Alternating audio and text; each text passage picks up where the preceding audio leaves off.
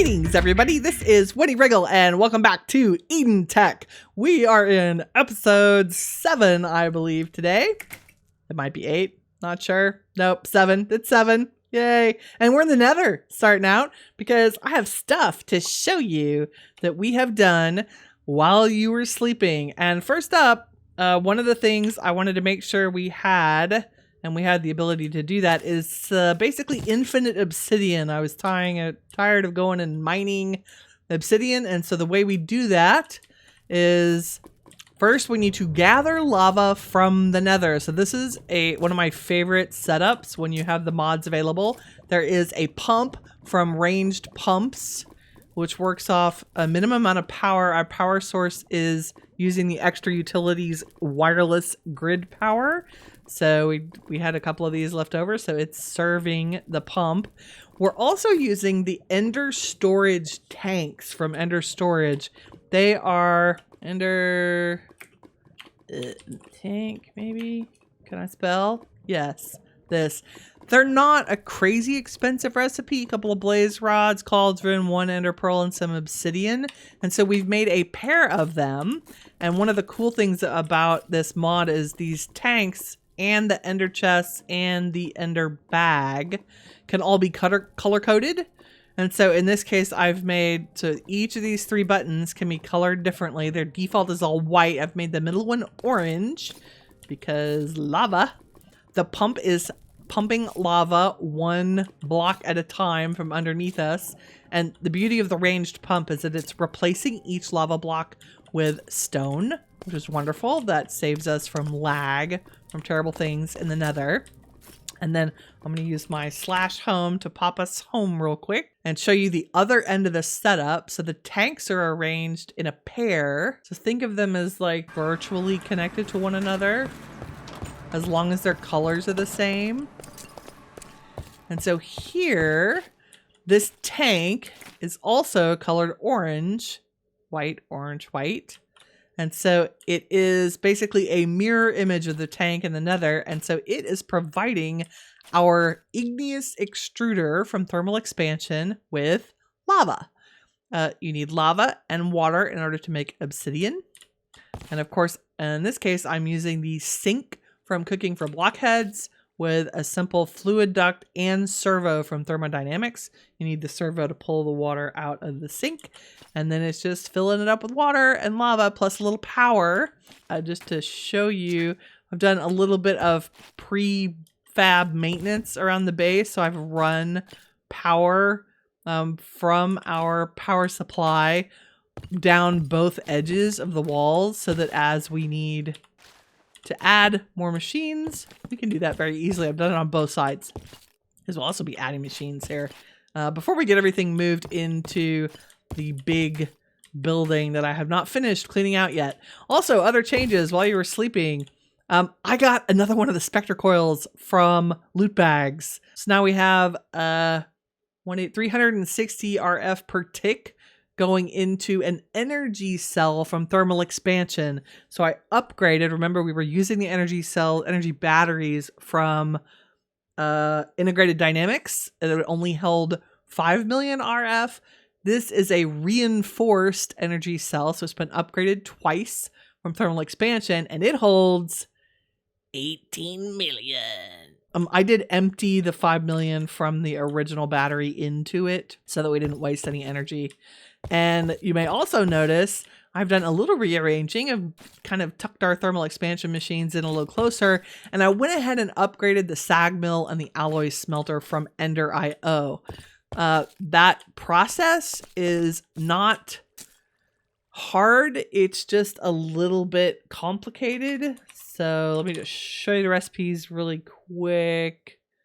In fact, let's do this the easy way. So the sag mill, you can use the simple sag mill that you have, and you just need to add dark steel and dark bimetal gears, which is made of dark steel. Dark steel in an alloy smelter is iron, pulverized coal, and obsidian. You can make pulverized coal either in the sag mill or in a crusher, like from thermal expansion. The most difficult part of this recipe are the industrial machine chassis. So the simple machine chassis we've made before. Those are just iron bars, and the grains of infinity. But to make an industrial one, you need to combine a simple machine chassis in an induction smelter or an alloy smelter with industrial dye blend. So this is just a little grindy. It's not hard to do. You need organic green dye, quartz powder, which is just crushed quartz, crushed lappy. Again, just throw lappy in a crusher. Organic black dye and organic green dye are a little weird. So organic green dye in an alloy smelter is any kind of slime with clippings and trimmings, and you get clippings and trimmings by putting green things in a sag mill. So in my case, I think I used I had grass clippings using shears around the base, and that gives you clippings and trimmings. So that's really it, that industrial dye. And then the black organic black dye is very similar, also slime plus pulverized coal, which you should already have from doing the dark steel. Anyway, so just did the first tier of upgrades on the sag mill and the alloy smelter because we need, oh look, and there's more dark steel already cooked. Yay. Because I also needed to start making, what did I make? I made a bunch of energetic alloy. We need to be able to make vibrant alloy and pulsating iron and redstone alloy too. It was just better to use an upgraded version of the Ender IO tools. You also need some kind of capacitor in the Ender IO machines in order for them to operate now. That's new with like the 1.10 feature. Or you can use these crazy capacitors that we found in villages and a desert temple. So this one is called the hot, nice, explosive, nice, insatiable capacitor dud. Anyway, it increases your RF to over 300,000 and makes the machine much, much faster, which is what we want. And then this one too, 450,000. That's actually the best one. So I put it in the alloy smelter to make that process a lot faster. So keep an eye out for these when you're looting villages and temples, etc. You want to keep them because they're better than any capacitor you can make and put in there. Okay, so that is our infinite obsidian supply, and I'll go ahead and pull that stack out, and you can see that it's just going to make it. I have not upgraded this machine. It's just going to poke along and make another stack for us over time. We don't need a ton of obsidian, but it was more than I was willing to go do hand mining for. So automation, yeah, we're entering the automation phase. Okay, the other thing I did while you were sleeping is I finally did a little bit of deco craft. You might see the candles on the walls, and then as I've skimmed by here a couple of times, there's a potted nopal, which looks like a prickly pear cactus, and a potted palm, and another candle. So I love this mod. It's very cool. It gives you all these really nice immersive things. I even made a lamp over here for our kind of secondary work area. So in order to do that, you make the deco bench from Deco Craft. And I would recommend just searching for deco bench, because if you search for Deco Craft, it's huge. There's lots of things, but you can find the deco bench. It is not a difficult recipe at all. It's basically blue dye, red dye, and green dye with a little bit of clay around a crafting table. The hard part are the materials you'll need in order to craft the cool objects that are in Deco Craft. So you need a combination of two different things. You need all of the dyes, red, green, and blue. So blue, you could put lappy in here. For green, that's part of the reason I was cooking cactus. So we cooked it up, made some green dye. And then red, I added beetroot to our automated farms. And that is a great source of red dye. So I've put the red, the green, and the blue in here. So if you throw a beetroot in your crafting grid, it gives you red dye, for those of you who didn't know that. And then we can just put it in the deco bench in the upper left-hand corner and say add to table, and you'll see that our red has gone up as many points as that equals. The other ingredient you need in order to make things from Deco Craft is clay. You do the same thing. You put the clay, either blocks or clay balls, in the resource area and add it. Right now we have 695 clay, and then you just scroll down and say, oh, what looks interesting that I can make? Oh, look, a piano. Let's make a piano by left clicking on it and it ends up here in the output. You just pick it up, put it in your hotbar, and it'll show you an outline of what the item looks like before you set it down. And then you just right click to set it down, and voila, we have a grand piano in the middle of our workshop. Pretty sweet, right? Except we don't. Let's just say you made a mistake and say, oh, I didn't really want the piano. I wanted a Rubik's Cube instead. You take the piano, put it in the resource drop area, and say add to table. All of its resources will go back into the table, so you won't lose anything. It's just, I encourage you to explore in here. There's so much stuff, though. I don't want to spend any more. I mean, like, there's like a snowman. Like, how great is that? Hi, Snowman. You're pretty cute. I think I might have to put him somewhere. Here, you can, whoa! Oh yeah, catapult plant getting me back. I'll put you here. Here we go. Now we have a friend, our snowman. Anyway, DecoCraft, check it out. I've got all kinds of stuff. Park benches, outdoor stuff, big stuff, little stuff. Very, very cool mod. I just like the ambiance that it offers to a build. Okay, I think that does it for stuff I did while you were not here. Today is all about Mobfarm madness. We are going to make the Industrial Foregoing machines, 3 of them. The Mob Crusher, the Mob Duplicator, and the Mob Slaughter Factory. And we are going to take them over to our mob area along with a bunch of other stuff we'll need to do this setup. And we are going to also include a storage system for all of the drops that we're going to get from doing that. So let me show you what I've added. I've taken this is our original mob killing area, one of the prefab, and so I've just extended the building out to include the setup for a mob farm. We're going to use Industrial Foregoing's crushers and slaughter factories to get the drops and the things that we need, including pink slime. And I've also captured an Enderman and a Blizz in one of the mob imprisonment tools from Industrial Foregoing. I'll go pick those up in a second. The way you make these is you do gas tiers surrounded by plastic. And of course we have a ton of plastic because of our setup over in the automated farming building. So I took a couple of these, took one to the end, grabbed an Enderman, and then one to the nearby snowy biome, which is where Blizz is. Because in order to get to the next level of upgrades in thermodynamics, let me show you. So to get up to Signalium upgrades, we need to be able to make cryothium dust. And to make cryothium dust, we need Blizz powder. Blizz powder comes from a Blizz rod, and a Blizz rod is dropped by Blizzes. So this is one of the never-ending rat holes of modded Minecraft you have to go down in order to get the resources that you need, but we love it. It's so fun. So here's our basic mob setup. It's going to produce mobs in 2 different ways. One, we're going to have cursed earth in the bottom. We're going to use one of the drops of evil from extra utilities. And when the lights are off, turn on our lighting. This is the lighting mod that lets you know if stuff has spawnable areas. So mobs will spawn in here. Once I close we're also going to close this up with some ineffable glass, dark ineffable glass from extra utilities, so we can see through and the mobs can't get out. But I've just added a simple redstone lamp array on the top, like literally old school vanilla redstone on top of the lamps with a lever. Super easy. So there's an on-off switch for our mob farm.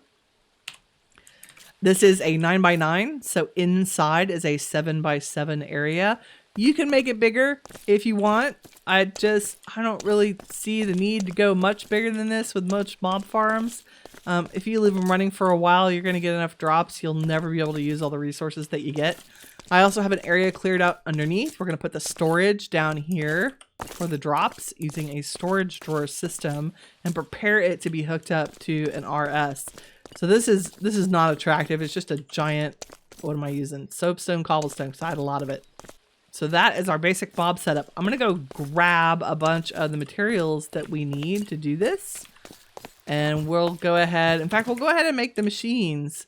Oh, just another FYI, I have cleaned out our awesome prefab mod workshop area. I just have not decorated the outside yet. But eventually we'll put some of our automation over here. I also went and planted all of our ender lilies from our adventure with the dragon last time, so that we have a pretty good supply of ender pearls happening. Oh, and the other thing I did, see, there's a whole list of stuff I did while y'all were not here. I made signalium, which is copper, silver, and redstone. So I just made signalium in the smeltery because it was an easy way to do it. Okay, I have prefabricated some of the things we're going to need. We have the storage drawer set up. Here's the mob imprisonment tool with the Enderman and the one with the Blizz from Thermal Foundation. We'll get to that in a minute. Right now, I want to make the 3 machines I mentioned from Industrial Foregoing. I have also prefabbed a lot of the stuff we're going to need to make this over here, like the swords and the axes and the plates and the cauldrons and stuff to make it easier. Okay, so Mob Crusher. I think we're using the machine case from Tesla Core Library because it's so cheap. A couple of books, plastic, iron sword, gold gear. 1 Mob Crusher. The next thing we want is the Mob Slaughter Factory. Again, picking the one that uses the machine case. It's a gold gear, a couple iron swords, a couple iron axes. These really aren't that expensive in terms of the resources required. A crusher, a slaughter factory, and a duplicator. This one goes on the floor of our mob farm area, and we'll use it to duplicate the mobs that we have captured. And it's a little bit more expensive. Some magma cream, a couple of emeralds, the same machine case, and the plastic, of course. The thing we're going to use to connect these... Yep, I think the solution is to go with the Ender IO conduits and cables because they can occupy the same block. You can put the item and the fluid and the power all in the same block, so you don't have to have multiple sides of a machine accessible. Okay, so I'm going to make all 3 cable types that we need.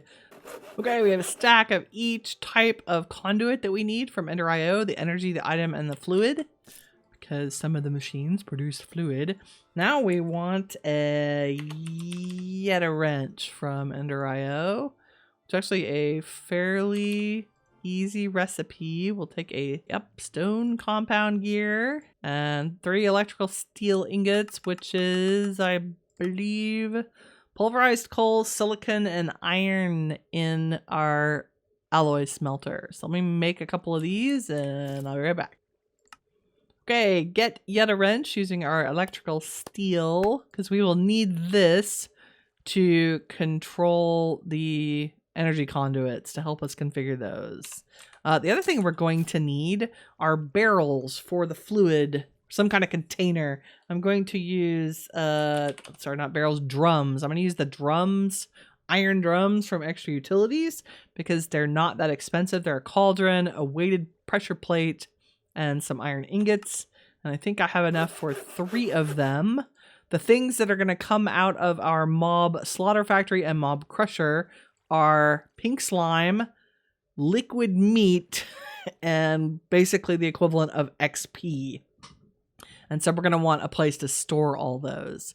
So yeah, let's make our iron drums reinforced. So we'll need 6 of these plates. And lots of diamonds and the iron drums we just made. So boom, upgraded, reinforced. I can't ever remember how much they hold until we craft until we start filling them up with stuff. So I'll show you their volume as soon as we get over there. Okay, so I think that gives us lots of what we need. Let's go ahead and bring our storage drawer set up with us as well, including the trash chest. I'll show you what a miraculous thing that is. And we'll leave our mobs here for now, since I think inventory space is going to be a little entertaining. And then we'll do upgrades later as soon as we get the basic drawers set up. Oh, one of the things we are going to need are a key. So storage drawers. There are a couple of keys we're going to need. We're going to need a drawer key to let us lock the drawers so that only the item we want to go into a drawer will go into it.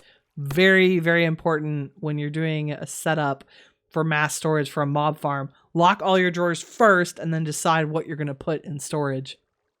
You can also add I think there is a quantity key, which means taking another drawer key and adding a book and quill, which I believe we have all the materials we would need for. It'd be a feather, black ink, and a book.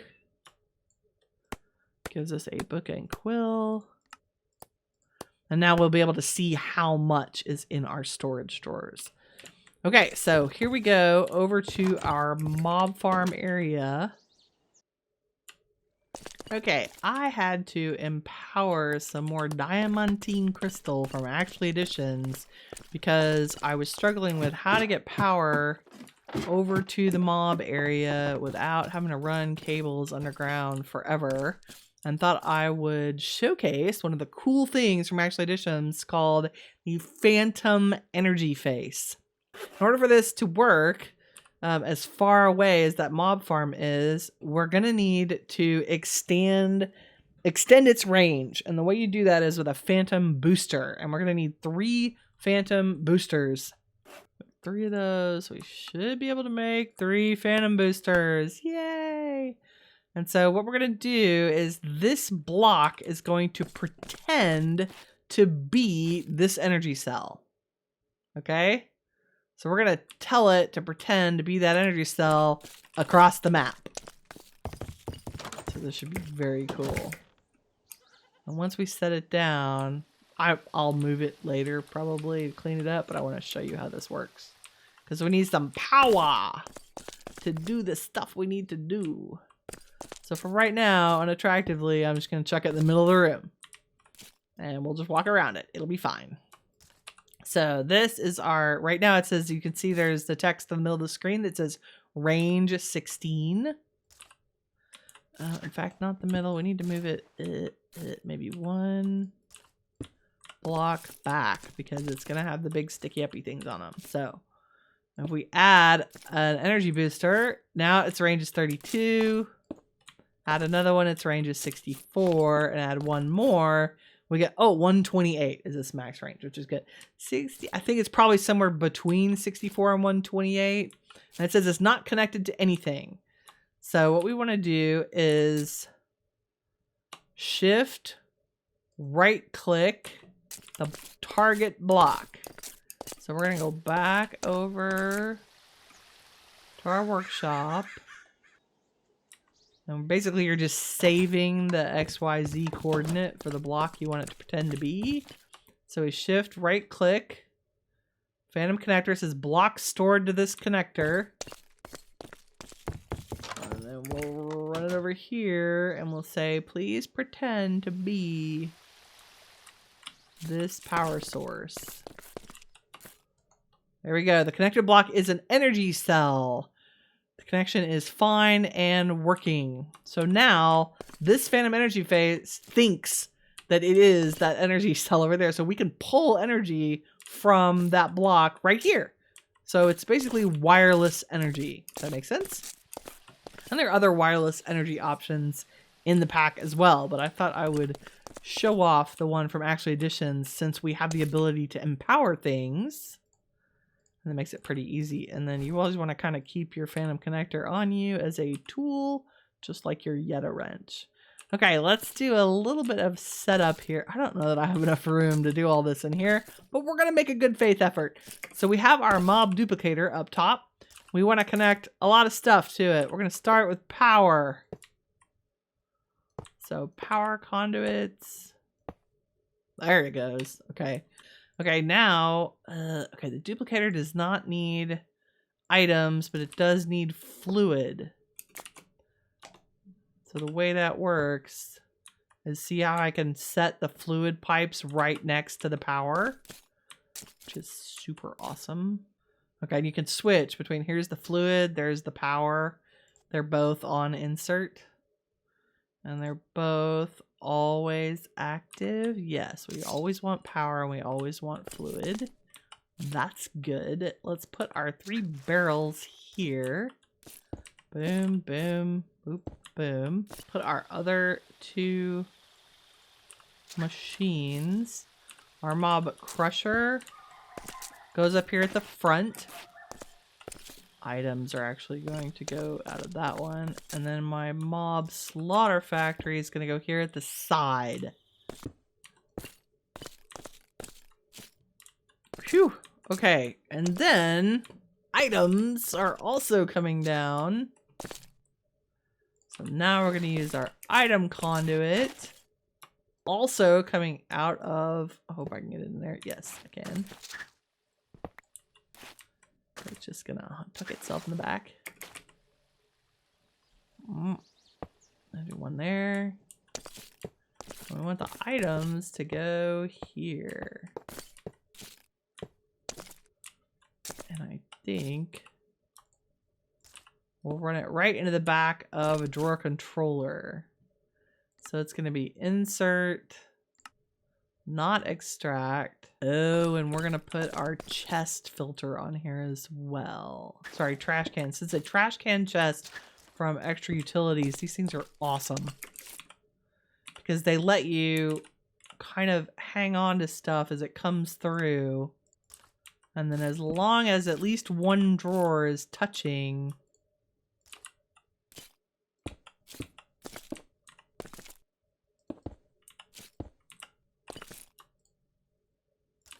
our drawer controller, it will have control over this entire wall of drawers.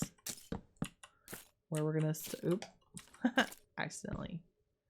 Oh, give me those.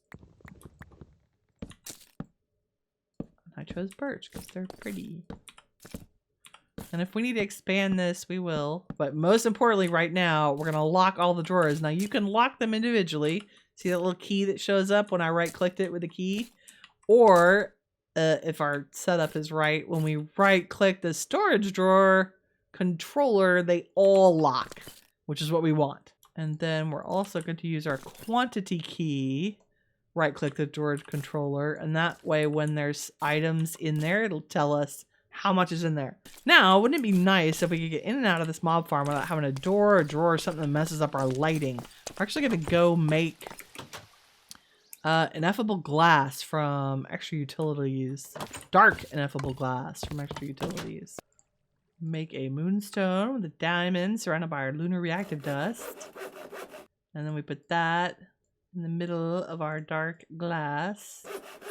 And I think 16 dark ineffable glass might be enough for now. So let's go check it out. 14, 15. We are so good.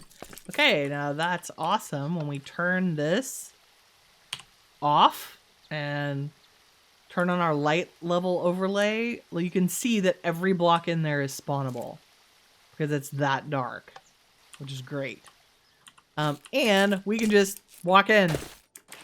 How cool is that? Just walk in, walk right through the glass. Woo!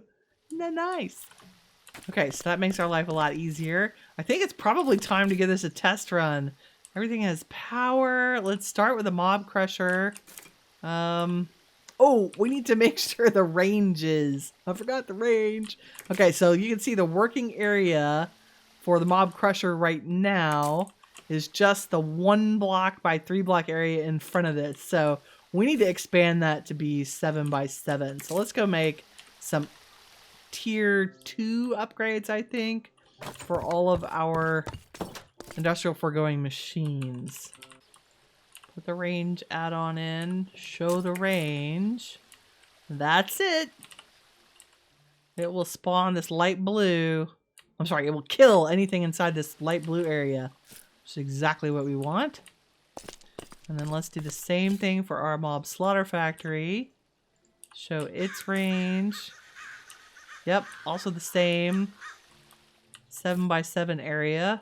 Perfect. And then let's do the same thing. Oh, maybe we don't want a range 3.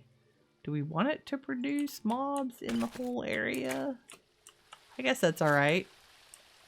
So it'll make blizzes or whatever. Oh. That ought to be okay. We'll see. We really don't want mobs to spawn down here. We'll test it.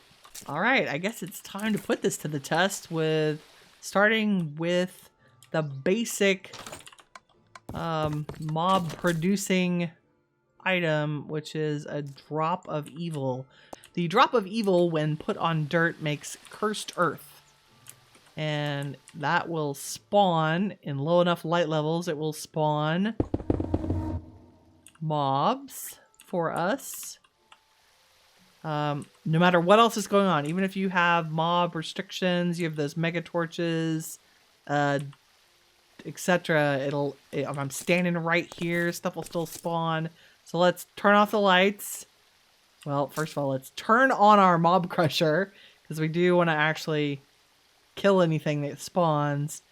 And then let's turn off the lights and see what happens. Get any mob. Oh, there we go. There was one. There's another one. And I think if we look in the mob crusher, you can see the items that are being picked up. Okay, time for the next step in our mob farm management, and that is upgrading the storage drawers to handle higher numbers of items, as well as putting void upgrades on them, so that in the event we go over the amount of storage that we have and we're not paying attention, that we don't cause any horrible server issues either for our single player world or on another server. So part of the reason it's not pulling those common loot bags is this has a 16 item, a 1 stack limit, and so 16 loot bags is the limit. So we need to upgrade that storage drawer, and we can do that by putting a emerald upgrade in there. So that loot bag should mean 20. Yeah, okay, great. And we will also add upgrades to all of the drawers that we currently have items in. I think I have enough. Yes, beautiful. We'll also add void upgrades, and you can see the void upgrade is installed. You can see the little icon. And we'll only take 1 void upgrade per drawer. Please put your void upgrades on your storage drawer arrays. It will save you and the servers you are on many, many headaches in the future. Okay, now let's just quickly switch over from our mob crusher to our mob slaughter factory, because one of the things we want from this endeavor is pink slime. So I'm going to turn it on, and I have told it to go ahead and eject the pink slime out of the bottom, but not the liquid meat. So I turn liquid meat off entirely because I want to make sure that the pink slime... Okay, empty barrel. Not doing anything. Now we need to tell this to say yes, send the meat out and in to that one. Yeah. Okay, so now we've got liquid meat in one, pink slime in another. Pink slime takes a long time to get a bucket. And once we get 1 bucket of pink slime, we will pick up that bucket, we will go outside, we will set it down, and hopefully a pink slime will spawn. Oh, there he is. Come here. Come here, little dude. We want you in the magic. There we go. We have a pink slime in a mob imprisonment tool. That'll be a great way to test. Okay, so our mob duplicator, we put our pink slime in its improvement tool, and we'll turn this on. And turn that off. And turn this on. Oh, turn it on. And it'll kill. Oh, and they get out fast too. 94, 98, 100. You only need a couple of slimes for the crafts. Ooh, they're everywhere. Okay, we probably should turn the range down on our mob spawner. Mob duplicator. Seems like we have a slime problem. I'm glad it was slimes we found this out in. I will make a tier 2 range for that one. And in the meantime, I will battle these guys off. And see you next time, everybody. Thanks for watching. If you liked the video, please leave a like. We're just leaving it absolute chaos. If you want to keep up what's going on in the channel, please feel free to subscribe. And in the meantime, don't forget that you are the shiny stuff that awesome is made of.